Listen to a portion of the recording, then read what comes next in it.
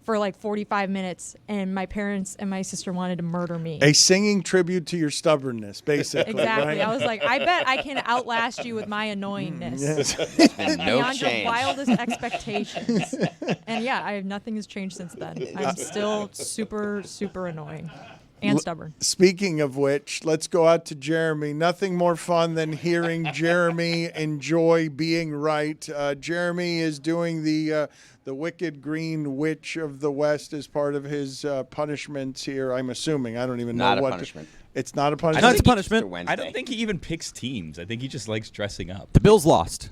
He does. That's true. So what are you doing a victory lap about? What did you get right? I got right what was going to happen with the UCF Knights, Dan. And before we get to that victory lap, I know Roy has some info on this Peloton victory lap. Yes, this victory lap is brought to you by Peloton. Find your push, find your power with Peloton. So, Dan, yes, I am dressed as Elphaba from Wicked. And if you were wondering, yes, everything, and I mean everything is green. But UCF wasn't wondering. UCF. Nobody was wondering. Remember when I went up Nobody was to the UCF Colorado Nobody game? was thinking about and your you dick, guys, Jeremy. you guys didn't pay me to go up, but I went up anyway and made a bunch of content. And at the end of that content, I was really upset that UCF had lost the game, and I was the first person on the Fire Gus train. But I also said something else that the video team has prepared. I don't know if I'm allowed to say this because I'm on the sideline, but Fire Gus. Bring back Scott Frost. Bring back. They're all saying it with me. Show them. Bring back Scott Frost. So, what eventually happens? That was September 28th. What happens now in mid-December? Well, we're here, and what did UCF do? Listen to me and bring back Scott Frost as the head coach. I also tweeted on October 1st that their offensive coordinator under Scott Frost should be Mackenzie Milton. And hey, what happened yesterday? Mackenzie Milton gets hired as the quarterback coach for UCF. Dan, UCF is back, and they're back because they listened to me. I am the biggest voice in sports media representing UCF, which doesn't mean much. I know that. But my opinions, my beliefs have now been accessed. It's a long victory lap. That's what it's supposed to be, though. And pushed. He's supposed by to get tired. The UCF administration, Terry Mahajer, listened to everything I had to say, and he knows that I, more than anyone, can defy gravity. All right. Congratulations, Jeremy. Not surprising that this entire show would be a tribute in some ways to your narcissism. I thought that Pablo Torre was the most narcissistic person that we have here at the network. But, Billy, you've seen how everything that's been Jeremy related today has been an inception of his narcissism, where it's just Jeremy throwing it to sound of Jeremy, or Jeremy throwing it to the face of Jeremy, or Jeremy being self-involved about Jeremy. Today has been a picture of Jeremy when his teeth was taken out. We showed that to a guest. Then we saw a video of him predicting a coach would get fired, a tweet of himself, and then he sang a song. That sounds like the entirety of the Jeremy And he mentioned his experience. And he did. And all of a sudden, he has a green penis, which was strange. He didn't talk about the Heat, so it was a win. Yes, a win for I'll everybody. take it, actually. Yes, And we weren't at the whiteboards. We all will take it. Ken Rodgers. The gambler, huh? This is not Kenny Rodgers. Gotta know when to hold up. No. I need to introduce the guest. Nobody knows why I mentioned Ken Rodgers. Okay, you just wanted to get to your gambling joke so you could leave. I wanted for to talk God to Ken Bless Rodgers. Football. Okay, you're leaving. You don't No one want to walk away, Dano. No one to fold him. Yes. Thank you for your help, Stugotz. Appreciate all your good work on the show. Hi, Ken. God bless football, Monday through Friday. Can I introduce Ken Rodgers, not Kenny Rodgers, so I can tell the audience who the hell he is, instead of you just singing a song by Kenny Rodgers. He's an NFL films producer and director. He's had nearly 20 years of Hard Knocks under his belt. 4 teams are being followed for the first time. Hard Knocks is streaming on Max, and we're basically just doing this for Jessica because she's the one around here who is mainlining all of the Hard Knocks. And one of the reasons I want to talk to Ken Rodgers is because, Ken, if we were to go through all of the footage that were not allowed by the NFL or the teams, how great would this show really be beyond how great it already is? It's plenty great the way it is, but if you could put everything on air that you guys have that's in the vault of all the secrets, how great would that show be? I think you would love it. I think the general fan would be a little bored. I think people overrate how exciting a facility is, whether it's training camp or even in season. It's a lot of looking at a board, looking at the plays, going over another play, going over yet another scenario. If you love the intricacies of football, you might love it more than another person. As far as the real juicy stuff, a lot of that makes the show. These guys are pretty serious, especially in season. Joking around in training camp is one thing, but in season, all 4 of these camps, you can tell that the division is on the line or their pride is on the line, jobs are on the line. It's pretty serious there. So you might get a lot of insight, but you have to really love football to love it, the bonus material. Do the owners ask for final edit, final cut?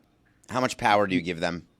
No, I mean, this is a collaboration always, so they know what's in the show, and we're very careful to not give away competitive secrets. So there's a lot of that sort of discussion of that play that you heard. We can't show that, especially in division. We can't hear that play call because we're going to use it.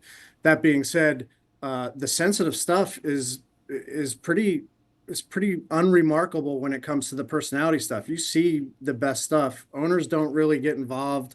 I'm not sure that any of them have necessarily watched the show beforehand, even in season. I think they sort of watch with everybody else. It's definitely a football-driven show, personality-driven show. It's a workplace drama. Have you ever had somebody from any team complain about what they seen on the show, and had they taken out the show? No. Sometimes afterwards, we all regret things. I'll tell you the best example, and it's so famous, is Rex Ryan's got to go get a snack, right? So we got that and we put it on, and we were like, this is great because he's so vehement, and it was taken out of context by a lot of people then that, oh, Rex is overweight. Rex wants to go get a cookie. Oh, let's go get a snack. Actually, it was just next on their schedule, and people forget, like, that's what happens on a team is you have a team meeting, and then literally on the schedule it says snack. So I think they regretted, like, boy, that became a big thing. There's a lot of things that become memeable that weren't intended that way, and there's nothing you can do and go back. And I know what you're going to probably ask. You're probably going to say, well, have teams regretted it? Not many teams after they're on have ever expressed one iota of, boy, we wish we didn't do that. I think they realize that it's good for them and for their fan base. Well, I have a bunch of questions, but first, I'm a Steelers fan, away. and I get the sense that Mike Tomlin has put on this front that he doesn't want the cameras to be there, but then when I'm watching the show, I'm like, I think he kind of secretly really loves this. What is your sense from working with him on the Steelers stuff? I think he knows how to send a message, and I think he's embracing the message without letting it disrupt the team. And that's what the very best coaches on Hard Knocks have done. He's not about to act differently. He's not going to be quiet in a meeting because our camera's there. He's not going to all of a sudden let his team see him clam up or play to the cameras more. He's going to be himself. So he's been a great example of being himself, allowing it to exist and not letting it distract. I think the more you worry about what am I doing on television, the worse it would get. And luckily, after a day or two, everyone in the organization is kind of relaxed and go, oh, I get it. It's not that big of a deal. Yeah, now he's just being himself. My favorite part of the in-season Hard Knocks has been all of the archival footage that NFL Films has. And, 15 years ago, my boyfriend was actually an intern at NFL Films and used to log all the footage. So I know there's, So he knows all the secrets. Oh, yeah. He knows he wears his NFL Films stuff everywhere and gets compliments on it everywhere he wears it. And I will be stealing that hat one day, Lee. But anyways, I love all of the archival, AFC North divisional footage because there's so many iconic moments from those rivalries. So how much fun was it going back and putting together all of the sort of archival montages that are in each episode? Yeah, you really realize the depth of history. And we haven't even gotten into the Paul Browns of it and all. But I think the best example was really this week when we sort of rediscovered, some of us knew, but rediscovered that the Steelers logo comes from Cleveland. And it was like, wow, there's a lot of history here. And I bet a large percentage of Pittsburgh fans heard that and said, wait, what? our logo came from Cleveland. Like, to heck with that. I'm amazed at how much history there is between these teams. Of course, the North, the AFC North isn't that old, but the old division that they played in, it's just been so much hatred. And I think it's because of the proximity. And what you see in this show is when they play each other, holy cow, it's up to another level. And that's where we've sort of created these cinematic game openings when they play each other. It's just at another step up in intensity for everybody on both teams. There's this thing called Marvel fatigue. The MCU plays a lot of movies every year, and people are getting tired of watching them. There have been a lot of episodes of Hard Knocks. Are you afraid of Hard Knocks fatigue?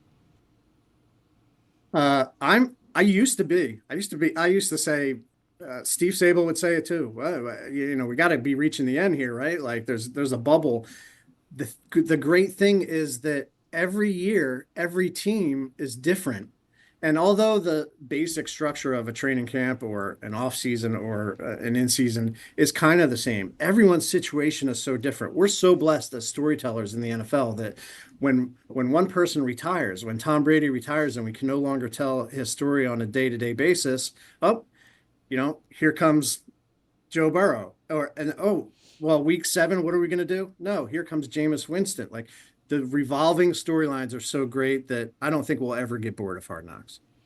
All I keep thinking about is the sack exchange and Mark Gastineau going after I Brett knew that was going to come up. Sure. I knew it. How was I not going to ask when we're dealing with Gastineau? If he, does he have something against you? Is he coming back at you 10 years after sack What's the exchange? backstory? What's the back? You guys know what you're talking about. The audience might not know what you're talking about with Gastineau. Mark Gastineau, former member of the sack exchange New York Jets, has a little beef with Brett Favre from decades ago. Our esteemed guest directed a movie called The Sack Exchange. Nobody knows that.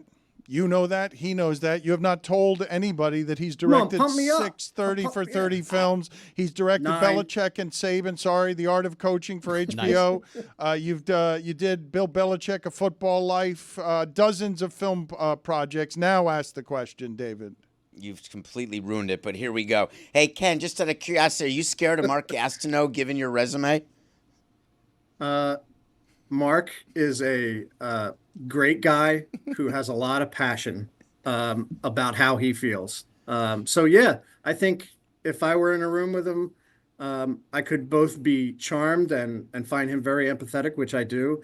And I could also fear that he might kick my butt because he's able to kick anybody's butt still. The New York Sack Exchange film that airs Friday, was quite an experience to walk in side by side with Mark Gastineau. I know the Brett Favre clip came out yesterday, but there's so much more to the story and these 4 guys that, I haven't gotten a call yet from Mr. Gastineau, but if I do it, I might conveniently, put my phone down. A couple of fill in the blank questions as quick as you can go. The coach who has wanted you around least is blank.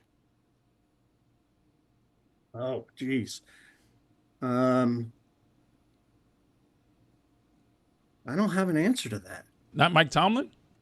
No. None of them really want you around, right? Well, yeah. I mean, I think here's the thing with coaches. This isn't a quick answer. That the coaches want everything to just stay the same every day.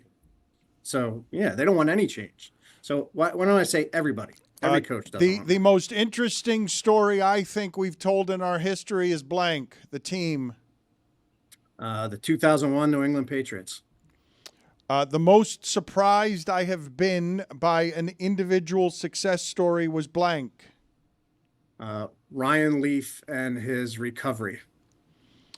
The most heartbroken I've been by something that we have filmed is blank. Every player that gets cut on Hard Knocks. Oh, sweet. Why do you do it that way? Why do you what? Players get cut. Okay. You can't be emotional about it when you're making movies. When Heartless. you're doing Christ no, but Ken is in heartless. front of Come players on, all the time. Ken. I sing country ballads in the shower. In the shower, I sing country ballads, sad and cry after these things. Ken, thank you for being on with us. We appreciate the insight and appreciate the work, sir. All right. Thanks for having me. DraftKings and DoorDash have teamed up to deliver NFL fans the action that they crave. Take a shot to play completely free throughout the season for cash prizes and DoorDash gift cards. Build a roster each week and compete against the field. Finish at the top of the leaderboard and take home the lion's share of $5,000. Play now at DraftKings.com/DoorDash.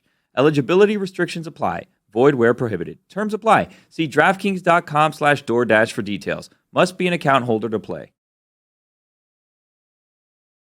Welcome to DraftKings Crowning Moments, where we take a big old light and we shine it on some winning bets from the NFL weekend. Let's get right into it. Someone out there put $6,000 on George Kittle to put up a 60-plus receiving yard performance at even odds. It paid out at a dropping $12,000. That is a big-time payout. Congratulations to you and having your guts rewarded. How about another gutsy play? $150 on Michael Wilson to score the first touchdown at a really solid plus 1,900. That turned into an amazing $3,000 payout. That is a big-time payday. Congratulations to you. And here's a rushing masterpiece. $1,400 went on Saquon Barkley to record over 120 rushing yards. That's higher than his standard over-under. Someone was going for juice. They still got it at plus 100 odds, and it delivered a very solid $2,800 payday. Crowning Moments is presented by DraftKings. Submit your winning bets for a chance to be featured. DraftKings, the crown is yours. What's up, everybody? It's Mike, and it's the holiday season. And the holiday season means family gatherings. You're going to be hosting your family, opening up your doors to, let's face it, potentially some problems. There's always family disagreements and things up for debate. Well, let me tell you something that's not up for debate. The great taste of Miller Lite. In these polarizing times, it's good to have something that we can find general consensus on, and that is that beautiful white can, Miller Lite. Is awesome. It makes any time a Miller time, and it's got tastes that you know that you can depend on. A beer that is brewed for people who actually like the taste of beer. And let's not forget, simple ingredients and the fact that Miller Lite is only 96 calories, folks. That's right, and just 3.2 grams per 12 ounces. Making memories at year-end gatherings, I ask you? Well, make those memories taste like Miller time. Go to MillerLite.com/Dan and find delivery options near you. Or you can pick up some Miller Lite pretty much anywhere that they sell beer. Miller Brewing Company, Milwaukee, Wisconsin. 96 calories and 3.2 carbs per 12 ounces. Fewer calories and carbs than premium regular beer.